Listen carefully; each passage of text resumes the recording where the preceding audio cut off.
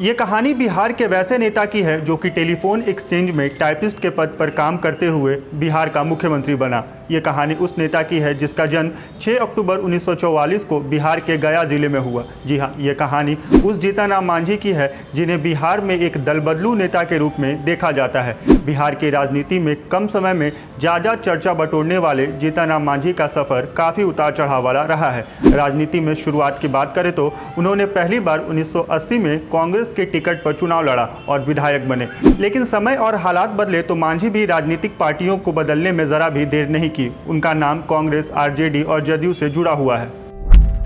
मांझी ने नौकरी छोड़ने के बाद राजनीति में कदम रखा और भारतीय राष्ट्रीय कांग्रेस के टिकट पर 1980 में विधायक चुने गए और 2008 में बिहार कैबिनेट में चुने गए। आगे चलकर वो बिहार के मुख्यमंत्री बने, लेकिन 10 महीने बाद ही नीतीश कुमार ने उन्हें पद छोड़ने को कहा और ऐसा नहीं करने पर उनको पार्टी से निष्कासित कर दिया गया। मांझी ने नौकरी छोड़ने के बाद राजनीति में कदम रखा और भारतीय राष्ट्रीय कांग्रेस के टिकट पर 1980 में विधायक चुने गए और 2008 में वो बिहार कैबिनेट में भी चुने गए। आगे चल करके वो बिहार के मुख्यमंत्री बने, लेकिन 10 महीने बाद ही नीतीश कुमार ने उन्हें पद छोड़ने को कहा और ऐसा नहीं करने पर उन्हें पार्टी से निष्कासित कर दिया गया।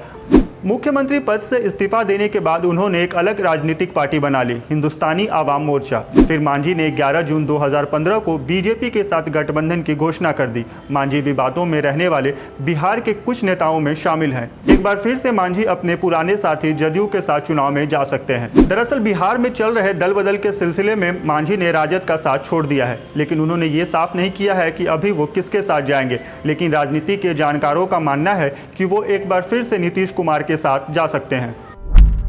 अगर ऐसा हुआ तो मांझी उसी नीतीश कुमार के साथ जाएंगे जो एक समय पर यह कहते हुए नजर आए थे कि मुझसे गलती हुई, मैं इस बात को स्वीकार करता हूं, इंसान से भूल होती है, हमारी मति मारी गई थी। दरअसल ये बात साल 2014 की है, जब जीतन राम मांझी मुख्यमंत्री बने थे। साल 2014 के लोकसभा चुनाव के नतीजे आने के 4 दिनों के बाद नरेंद्र मोदी को संसदीय दल का नेता चुनने का औपचारिक कार्यक्रम रखा गया था। इस दिन बिहार में भी एक बड़ा कार्यक्रम था, एक नए सीएम को शपथ लेने की। बिहार अमूमन खबरों की लैमलाइट में रहने वाला राज्य है, लेकिन इस सीएम का नाम बिहार के कम ही लोग जानते थे। ये नए सीएम जीतन राम मांझी थे। 2014 के लोकसभा चुनाव में नीतीश कुमार से एक बड़ी राजनीतिक चूक हो गई थी। उन्होंने मोदी की उम्मीदवारी के विरोध में एनडीए से अलग होकर के लोकसभा का चुनाव लड़ा था और उस चुनाव में उन्हें बस 2 सीटें मिली थी। नीतीश को आगे चल करके अपनी इस गलती का एहसास हुआ और वो अगले चुनाव यानी कि 2015 में होने वाले विधानसभा चुनाव में मजबूत रणनीति बनाना चाहते थे। इसलिए लोकसभा चुनाव में हार की नैतिक जिम्मेवारी लेते हुए उन्होंने 18 मई को इस्तीफा दे दिया और फिर 20 मई 2014 को जीतन राम मांझी को नया सीएम बना दिया।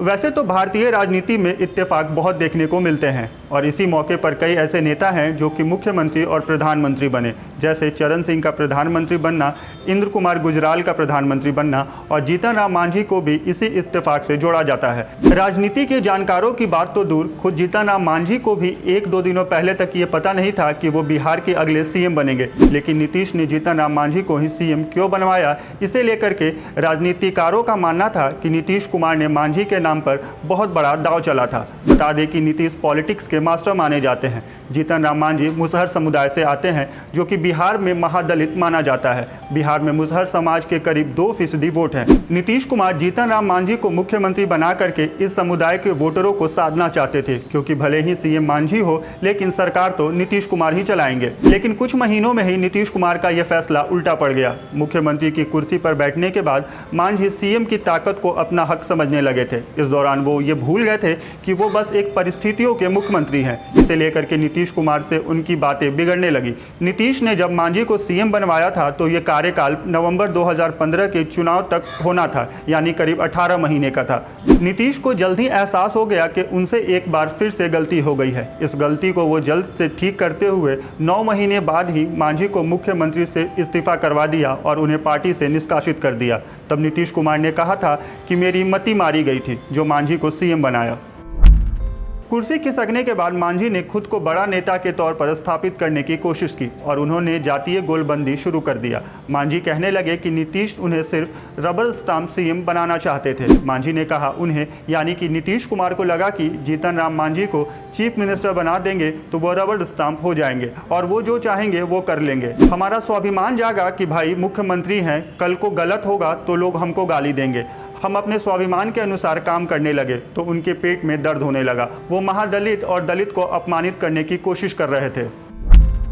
इसके बाद जुलाई 2015 में मांझी ने हिंदुस्तानी आवाम मोर्चा नाम की पार्टी बनाई। 2015 के विधानसभा चुनाव में वो खुद जहानाबाद की मखदुमपुर सीट से और गया के इमामगंज सीट से चुनाव लड़े, लेकिन सिर्फ इमामगंज सीट से ही जीत पाए। उनके अलावा कोई भी हिंदुस्तानी आवाम मोर्चा से चुनाव नहीं जीत पाया। इन सारी घटनाओं को देखने के बाद ये कहा जा सकता है कि जीतन राम मांझी को सीएम बनने पर जो पहचान मिली थी वो उसे कैश नहीं कर पाए। उन्होंने एनडीए से गठबंधन किया, लेकिन 2019 में चुनाव में वो आरजेडी और कांग्रेस के महागठबंधन के साथ चुनाव लड़े, जिसमें वो खुद गया सीट से लोकसभा चुनाव लड़े और हार गए। उसके बाद जीतन राम मांझी की सियासत सिमटी हुई दिखी। अब ऐसा माना जा रहा है कि नीतीश कुमार भी पुरानी अदावतों को भूलकर और श्याम रजक के आरजेडी में जाने के बाद एक बार फिर से मांझी और उनके मुसहर समुदाय के 2-2.5% वोट पर नजर जमाए हुए हैं।